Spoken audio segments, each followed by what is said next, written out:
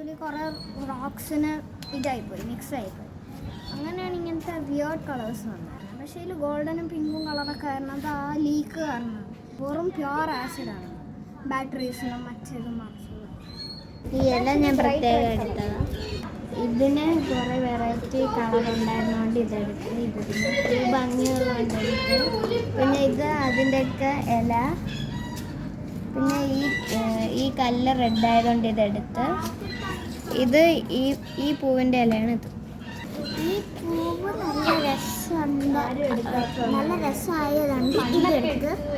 പിന്നെ ഇത് നല്ല ഭംഗിയുണ്ട്, ഇതെല്ലായിടത്തും ഉണ്ട്.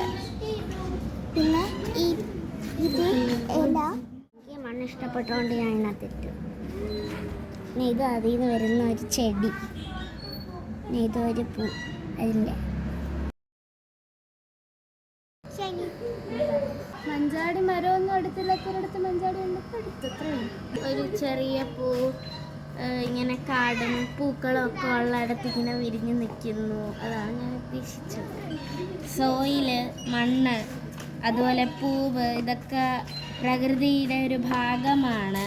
അതുമാത്രമല്ല ഈ സോയിൽ ഉണ്ടെങ്കിൽ നമുക്ക് ഇതുപോലുള്ള ഈ നേച്ചറിലുണ്ടാകുന്ന ഒരുപാട് സംഭവങ്ങൾ, ഈ പൂക്കളും വൃക്ഷങ്ങളും അതുപോലത്തെ ഒരുപാട് പ്രതിഭാസങ്ങൾ ഉണ്ടാവുകയുള്ളൂ. ഇതൊക്കെയാണ് നമ്മുടെ ലോകത്തിന് ഏറ്റവും കൂടുതൽ ആവശ്യമുള്ള കാര്യം. അതൊന്നും വെട്ടി നശിപ്പിക്കരുത് എന്നും കൂടെ നമ്മൾ ഓർമ്മിക്കണം. അതുകൊണ്ട് എനിക്കിഷ്ടപ്പെട്ടു.